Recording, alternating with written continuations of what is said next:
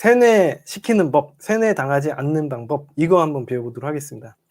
제가 이 강의를 준비하느라고 사실 다른 유튜브나 이렇게 구글도 한번 검색을 해봤는데, 사람을 세뇌시키는 방법에 대해서 뭔가 뚜렷하게 설명을 해주거나 정확하게 이런 거다 이렇게 설명을 해주는 방송이나 이런 자료가 전혀 없더라고요.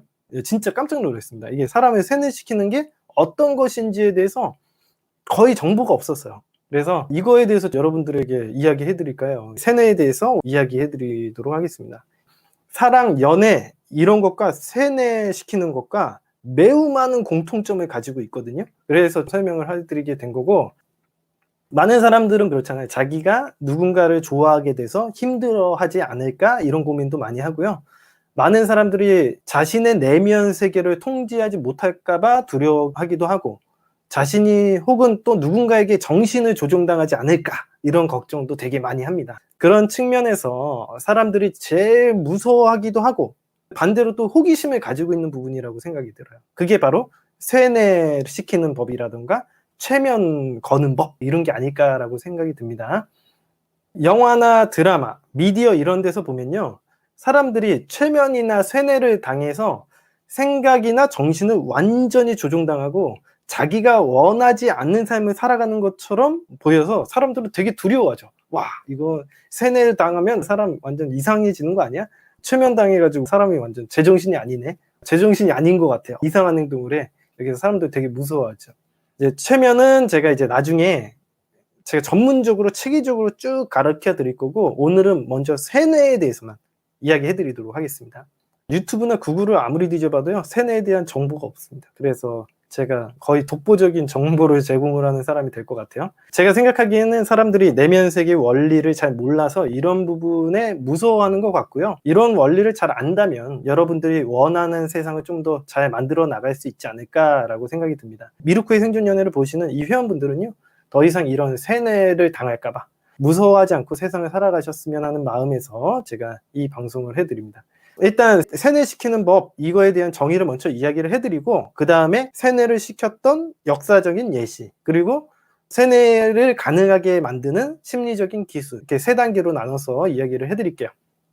일단 세뇌는요, 영어로 브레인워시라고 합니다. 백과사전 한번 찾아보시면 어떻게 나오냐면요, 개인의 사상이나 가치관 등을 다른 방향으로 바꾸거나 새로운 사상과 주의, 교리 등을 받아들이게 설득하는 체계적인 노력, 이렇게 나와 있습니다.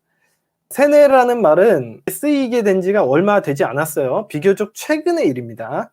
세뇌라는 말은 원래 없었던 말인데 1950년도에 처음 생긴 말입니다.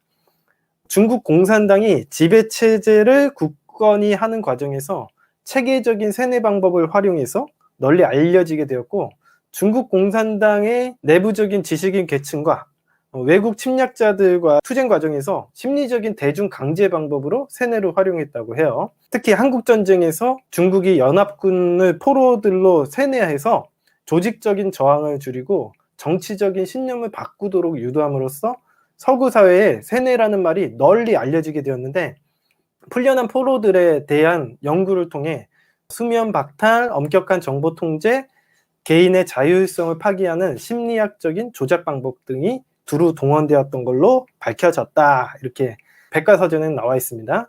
오늘날에는 세뇌라는 말이 일반적인 선전이나 교회를 목적으로 하는 다양한 영역에서 더 폭넓은 의미로 사용이 됩니다. 신흥 종교에서 신도를 모으거나 충성심을 높이는 데도 사용을 하고요. 설득력을 높이거나 태도, 기호 변화를 유도하는 각종 조작, 선전 행동, 중립적인 정보 등 이런 것들도 세뇌의 일종이라고 할 수 있습니다. 실제로 이런 방법들은 광고주나 정부, 학교, 부모들이 상업적, 정치적, 교육적 목적으로 종종 활용하기도 합니다. 이제 이런 것들, 세뇌라는 방법을 실제로는 정부들도 사용을 하고 있다는 얘기예요. 실제로 이게 우리 일상생활과 정말 동떨어져 있는 주제가 아니라는 것, 알고 계시면 좋을 것 같습니다. 한번 더 예로 넘어가 보면요, 현재 우리가 살고 있는 세상에서의 세뇌라는 거는요, 실제로 우리가 많이 접하는 게 사이비 종교단체들이 통해서 많이 접하죠. 예를 들면은 오음진리교 이런 거 있죠. 옛날에 오음진리교라고 예전에 큰 사건이 있었는데 기억나실지 모르겠어요. 오음진리교라던가 최근에는 뭐 은혜로교회, 신천지 이런 것들도 있죠. 이런 사이비 종교들, 여러분들이 생각하기에는 바본가? 이런 종교들을 누가 믿어? 이렇게 생각하시는 분들이 많으신데, 이 종교단체를 믿는 사람들 중에 학벌이 상당히 좋은 사람들도 많이 포함이 되어 있고, 실제로 예전에 오음진리교를 믿는 사람 중에는, 이게 오음진리교 자체가 이제 일본 종교거든요. 그래서 도쿄대에 대학 교수도 있었습니다. 그러니까 사실 바보가 세뇌를 당하는 게 아니라 여러분들의 지식 수준과 상관없이 세뇌는 당할 수 있다, 이런 겁니다. 그렇다면 어떤 심리 원칙으로 세뇌를 시키는 거지? 이런 똑똑한 사람들이 왜 세뇌를 당하는 것이지? 신기하네. 도쿄대 교수도 심리적으로 이렇게 세뇌를 당할 정도니까 이거 무서운 기술 아니야? 이렇게 생각을 하실 겁니다. 원리를 이야기를 해드릴게요. 인간의 합리화하는 행동 때문에 이 세뇌를 당하는 겁니다. 간단하게만 얘기하면, 제가 전에도 한번 이야기를 해드렸다시피 인간은 합리적인 존재가 아니라 합리화를 하는 존재입니다. 옛날에 콜드 리딩에 대해서 이야기해드렸을 때 이야기해드렸는데, 그런 것 때문에 세뇌를 당하는 겁니다. 제가 왜 그런지에 대해서 차근차근히 다 설명을 해드릴게요. 사실 브레인워시, 세뇌라는 기술이 따로 있는 게 아니에요. 아까 전에 중국 공산당이 세뇌시키는 과정을 백과사전에서 설명을 해놨잖아요. 그래서 여러 가지 심리 기술을 통해서 스스로 어떤 생각이 맞다 라고 믿게 만드는 과정을 세뇌라고 하시면 되겠습니다. 그러니까 내가 가지고 있는 사상이 틀리고 지금 이 이데올로기가 맞다라고 생각을 하게 만드는 거예요. 이게 이데올로기 이런 말 다 빼고 뭐냐면, 어떤 생각이 맞는 생각이다 라고 생각을 하게 만드는, 믿게 만드는 작업이 세뇌 작업이라고 보시면 돼요.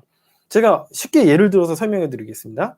마치 어떤 느낌이랑 굉장히 똑같냐면, 여러분이 어떤 남자나 여자를 만나요. 근데 이제 소개팅에서 만났어. 근데 소개팅을 했는데 대기업을 다니고 주변에 평판이 되게 좋아. 그리고 내가 친한 친구가 소개를 시켜줬어. 신뢰가 엄청 가고 엄청 괜찮은 사람이라고 생각해서 그 사람과 만나고 사귀게 됐어요. 여러분들이 만나다 보니까 얘가 시간이 안 되는지 자꾸 연락이 안 되고 바쁘다고 그러는 거예요. 그래서 여러분들이 먼저 자꾸 연락을 하게 되고 만나자고 먼저 하게 되고, 버림받기 싫으니까 그런 행동을 하게 되겠죠. 그렇게 노력을 해서 관계를 유지해 오다가 결혼까지 하게 되었어요. 근데 결혼을 하게 됐는데 갑자기 그 남자가 이러는 거예요. 그 남자가 사실 대기업을 다니는 사람도 아니었고 중소기업을 다니는데 중소기업에서 횡령을 해서 교도소까지 가게 된 거예요. 여러분들이면 이런 여자의 상황에서 어떤 판단을 할 것 같습니까? 여러분들이 그동안 믿고 따르던 사람이 있어. 내가 굉장히 엄청나게 노력을 해서 이 관계를 유지해 왔고 겨우 결혼까지 성공을 했는데, 사실 결혼을 하고 나니까 이 남자가 이 모든 게 거짓말이라는 것들을 누군가를 통해서 들었다면 여러분들은 과연 이걸 어떤 판단을 내리겠냐, 이겁니다. 딱 두 가지의 판단을 선택할 수 있을 거예요. 첫 번째 판단은 뭐냐면, 처음부터 끝까지 이 모든 것이 다 거짓이었고 내가 그동안 그 남자에게 했던 행동은 모두 거짓이었다라고 생각을 하는 거죠.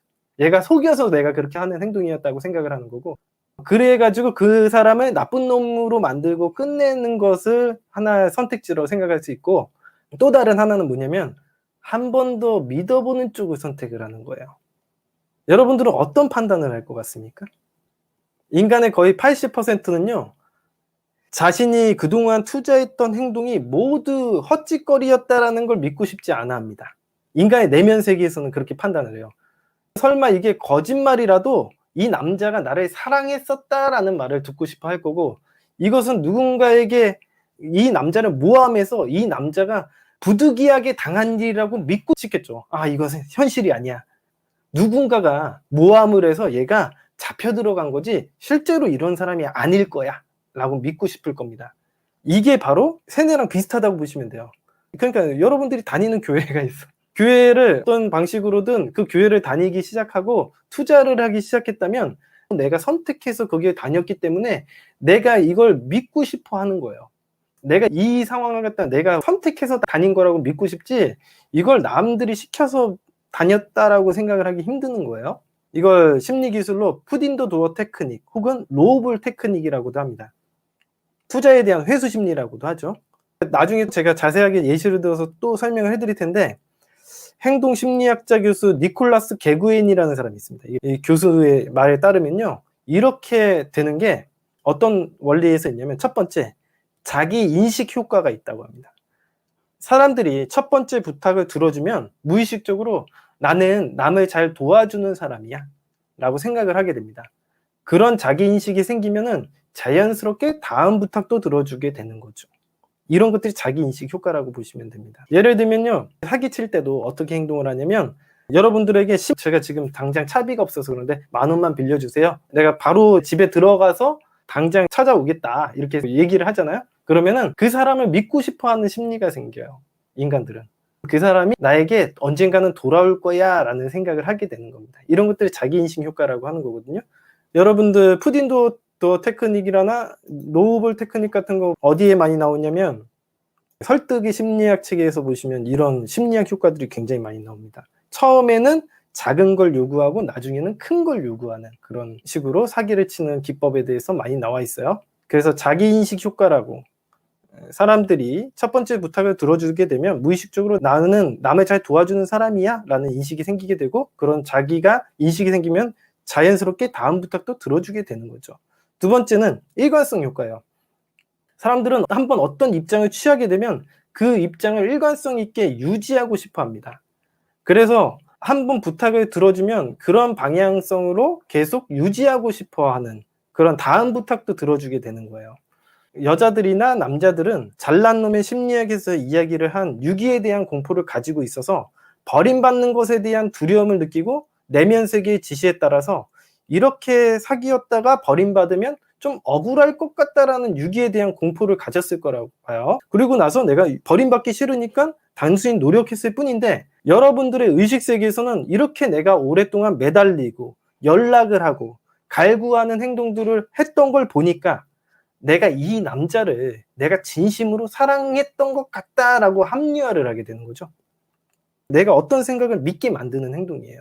여러분들 실제로 제가 제 사연들 이야기했을 때 사람들이 여태까지 내가 쫓아다니고 그 사람에게 연락을 많이 하고 그 사람 생각이 머릿속에 많이 나는 거 보니까 내가 그 사람을 굉장히 좋아했었다라고 판단을 하는 게 바로 이런 비슷한 행동이죠. 중국 공산당도 같은 방식으로 세뇌를 시킨 거예요. 어떻게 했겠어요? 이미 중국 공산당에게 잡혀온 사람들은요, 두 가지 선택을 할 수 있었을 거예요. 총살을 당하거나 아니면 공산당 당원이 되거나, 둘 중에 하나를 선택할 수 있습니다. 공산당 사상을 받아들이면 살 수가 있는 거죠. 그래서 예를 들어서 그 사람은 공산당을 받아들이기로 결정을 하게 됩니다. 그러면 아마 공산당에선 이렇게 얘기하겠죠. 너 그냥 목숨줄만 유지하려고 이거 선택한 거 아니지? 진짜 너 원해서 선택한 거지? 그렇게 진심으로 받아들였냐고 물어보고 그거에 대해서 각서도 쓰고 나는 공산당을 믿는다라는 그런 행동도 하고 선전 행동도 하고 홍보 역할도 맡깁니다. 그렇게 믿으면은 너 공산당에 들어와서 홍보 역할을 맡아 이렇게 시킬 거란 말이죠. 그럼 몇 년 동안 공산당 밑에서 중요한 홍보 역할도 하고 거기에서 생활하다 보니까 승진도 하고 결혼도 하고 자식도 낳아서 키우다 보면요, 여러분들이 헷갈리게 될 거예요. 내가 지금 살기 위해서 홍보 역할을 맡았었는지 아니면 정말 내가 공산당 사상을 좋아했었는지를 헷갈리게 될 거예요. 아마 오랫동안 이런 행동을 한 걸 보면은 여러분들은 조금은 이 사상이 내가 마음에 드는 부분도 있었을 거야 라는 생각을 합리화하게 됩니다. 왜냐하면 내가 여태까지 했던 행동들이 거짓이라고 믿고 싶지는 않거든요. 이걸 완전히 거짓으로 이런 행동을 했다라고 믿고 싶지 않아 하는 행동 때문에 그렇습니다. 누군가를 사랑한다고 믿게 만드는 방법도 마찬가지예요. 그걸 합리화시키는 거예요. 어떤 남자가 계속 생각이 나. 그러면은 내가 헤어지고 나서 그 남자가 계속 생각이 나는 거 보니까 이 남자를 내가 되게 엄청 사랑하는 거구나, 이렇게 생각을 합리화를 한다는 거예요. 이런 것들이 여러분들을 믿게 만드는 과정입니다. 근데 그렇게 하기 위해서 제가 아까 전에 이야기했던 푸딩도 테크닉이나 로볼 테크닉을 사용한다는 거죠. 처음에는 이걸 믿게 만들기 위해서 장치들을 만들어 가지고 조금씩 믿게 만든 다음에 그것을 이용해서 그 사람이 많이 투자를 하고 거기를 오래 다니다 보면 누가 시키지 않아도 여기를 계속 다녔던 거 보니까 종교를 내가 아주 잘 믿고 싶었던 거구나, 믿음을 신뢰하고 싶었던 거구나, 이렇게 생각을 하는 거죠.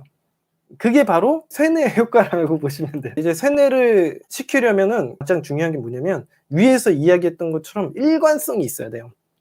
인간은 기본적으로 어떤 선택을 믿고 싶어 해요. 그러니까 여러분들이 믿고 싶어 하는 게 뭐냐면 미루코라는 사람이 되게 일관된 태도를 취하는 것을 믿고 싶어 해요. 내가 지금 1년 동안 미루코라는 사람을 만나왔는데 이 사람이 일관된 행동을 할 거라는 기대감도 있고 일관된 행동을 했으면 좋겠다라는 생각도 가지고 있어요. 왜냐면 내가 1년 동안 들어갔는데 갑자기 이 사람이 이상한 행동을 해가지고 신뢰가 확 져버리면은 내가 여태까지 투자한 게 너무 아깝잖아. 1년 동안 이 사람을 믿었는데 내가 이 사람이 개소리를 해가지고 신뢰감을 저하시키면은 실망감이 크고 내가 여태까지 뭐 했나라는 생각이 들 거 아니야. 그래서 여러분들 웬만하면 미루코라는 사람이 올바른 소리를 했으면 좋겠고 올바른 소리를 할 거야 라는 믿음을 가지고 있다는 거죠. 일관성을 유지했으면 좋겠다라는 생각을 한다는 거죠. 그래서 이게 연애적으로도 되게 중요한 거예요. 여러분들의 여자친구나 남자친구는 여러분들이 일관된 행동을 할 거라는 기대감을 가지고 있다는 거죠. 웬만하면은 내가 사귀기로 선택을 했어? 그러면은 헤어지고 싶은 사람이 있겠습니까? 없겠습니까? 당연히 여러분과 어떤 사람이 사귀기로 결정을 했으면 내가 올바른 판단을 했을 거야 라고 믿고 싶어 해요. 이제 거기에다가 오랫동안 내가 단계를 거쳐서 자격심사까지 통과를 해서 만났다고 생각을 해봐. 그러면 그 사람은 어떻게 생각해요? 내가 노력을 해서 만난 거기 때문에 이 자체를 믿고 싶어 하는 거예요. 그래서 여러분들이 자격심사라는 걸 하는 거예요. 믿게 만들 만한 상황을 만드는 거야. 내가 여태까지 여러분들에게 알려드리는 방법이 어떻게 보면 약간의 세뇌 방식이랑 비슷하다고 보시면 돼요. 여자친구를 꼬시는 방법이라든가 남자친구를 꼬시는 방법은 세뇌라는 방법이랑 비슷하다고 보시면 돼요. 근데 뭐 세뇌가 자체가 잘못된 건 아니고 그렇게 믿게 만들고 싶은 거잖아. 그래서 일관적인 태도를 취해야 되는데 문제가 되는 건 뭐냐면 여러분들이 상대방에게 강요를 하게 되면 세뇌가 풀리게 되는 겁니다. 그러니까 예를 들어서 무조건 이렇게 해. 너는 무조건 나를 좋아해야 돼. 이렇게 얘기를 하게 되면 내가 강요에 의해서 하게 되니까 그게 싫어지는 거예요. 모든 사람들은 알아서 여러분들을 좋아하게 될 텐데 얘가 사귀기로 결정했으니까 웬만하면 헤어지기 싫다라는 생각도 할 거고 관계에 대해서 노력을 할 텐데 여러분들은 불안한 마음에 너 무조건 이렇게 연락을 하고 무조건 이렇게 해서 나를 좋아해야 돼. 너 만약에 안 좋아하고 떠나면 나 힘들어. 이런 식으로 어필하면 걔는 의무적으로 이런 행동을 하게 되고 의무적으로 하다 보면 내가 얘를 안 좋아하는데 억지로 사귀는 건가? 라는 생각을 하게 되는 거예요. 제가 아주 쉬운 예를 들어드리면 엄마가 여러분들에게 맨날 공부해라 이야기를 하게 되면 공부를 내가 안 좋아하는 사람인 줄 알아. 밥도 내가 좋아서 원래 먹거든요. 그런데 맨날 엄마가 밥 먹으라 하면은 본인은 밥 먹기 싫어지지. 그러면은 나는 밥 먹기 싫어하는 사람인 줄 알아. 되게 황당한 거야. 밥은 원래부터 내면적인 욕구상 밥은 원래부터 먹고 싶어 하는 거예요. 원래부터 먹고 싶어 하는 건데 엄마가 하도 밥 먹으라고 얘기를 하니까 나는 밥 먹는 거 싫어하는 사람인가 라고 생각을 하게 되는 거예요. 그래서 여러분들이 딱 하면 안 되는 행동 딱 한 가지가 상대방을 강요해서 하게 만드는 행동이에요. 무슨 얘기인지 아시겠죠? 여러분들이 요거에 대해서는 세뇌를 시켜가지고 연애를 성공을 하고 내가 상대방을 연애적으로 세뇌시키는 방법은 프레임 강의를 보시면 그게 그대로 나와 있습니다. 사실은 그게 여러분들이 세뇌를 통해서 여자나 남자를 나를 좋아하게 만드는 방법이에요. 여러분들과 만나는 모든 사람들은요 여러분을 좋아하고 싶어 해요. 이게 바로 세뇌의 원리잖아. 기본적인 원리. 밥을 먹고 싶어 해. 그래서 여러분들이 굳이 어머니 밥상 이론처럼 밥을 먹으라고 얘기를 안 해도 원래부터 먹어. 걔네들은 원래부터 밥을 먹고 싶어 하거든. 그리고 엄마가 차려주면 더 편안하게 그걸 먹고 싶어 하니까 더 좋아할 거예요. 여러분들은 걔네들이 원할 때 주기보다는 원하지 않을 때도 강요를 하기 때문에 문제가 생기는 겁니다. 원하지 않을 때도 강요해서 밥을 떠 먹이려고 하니까 걔네가 왜 밥을 먹이려고 하지? 그때부터 세뇌가 풀린다고 생각을 하시면 되겠습니다. 공부도 마찬가지죠. 여러분들이 알아서 가만히 놔두다 보면 놀다가도 공부도 하고 그렇게 자유롭게 선택을 하다 보면은 걔네들이 공부를 하고 싶다라고 생각할 때도 있을 거고 공부를 안 할 때도 있을 거예요. 근데 여러분들이 이런 심리적인 장치를 하겠죠. 공부를 할 때마다 간식을 준다던가 뭐 공부를 할 때마다 자식의 머리를 한번 쓰다듬어 준다던가 그러면은 자기도 모르게 이걸 인정받는다고 생각해서 공부를 열심히 하게 될 거고 걔네들은 이렇게 생각할 거야. 내가 이렇게 공부를 하러 이 자리에 앉아 있는 거 보니까 나는 되게 공부를 좋아하는 사람인가 보네? 이렇게 생각을 하게 된다는 거죠. 이게 세뇌예요. 별게 아니에요. 인간을 이렇게 차기적인 심리적인 이론을 가지고 학습을 시키는 게 세뇌예요. 여러분들 강아지도 마찬가지예요. 강아지를 강제로 뒷덜미를 잡아가지고 야 밥 처먹어 그러면서 밥그릇 앞에 놔두면은 강아지가 밥 먹는 걸 싫어하죠. 근데 여러분들이 간식을 갖다가 걔 입에 억지로 강제로 쳐넣는다던가 이러면은 당연히 강아지는 간식을 안 먹으려고 할 거예요. 간식은 나에게 스트레스고 부정적인 것이라고 느끼기 때문에. 하지만 얘가 어떤 노력을 했을 때 간식이 던져주게 되면 이 간식은 보상이다 라고 생각을 하게 만드는 거예요. 여러분 스스로를 보상이라고 생각하게, 즉 프라이즈라고 생각하게 만들지 말지는 여러분에게 달려있는 거예요. 어떤 방식으로 상대방에게 훈련을 시킬지, 상대방이 노력했을 때 여러분이 주어진다면 여러분은 그게 보상이라고 느껴질 거예요. 파블로프의 개 실험에서도 마찬가지잖아요. 종이 흔들리고 딸랑딸랑 소리 나는 건 아무 의미가 없는 행동이에요. 개는 종을 좋아하지 않습니다. 종이 먹을 수도 있는 것도 아니고 소리만 나고 어떻게 보면 싱그러운 존재가 될 수도 있거든요. 근데 강아지는 어떻게 해요? 종이 울릴 때마다 밥을 먹게 되니까 종은 좋은 게 된 거예요. 이것도 세뇌라고 보시면 되겠죠. 무슨 얘기인지 이해되시죠? 이런 식으로 학습하는 게 세뇌라고 보시면 돼요.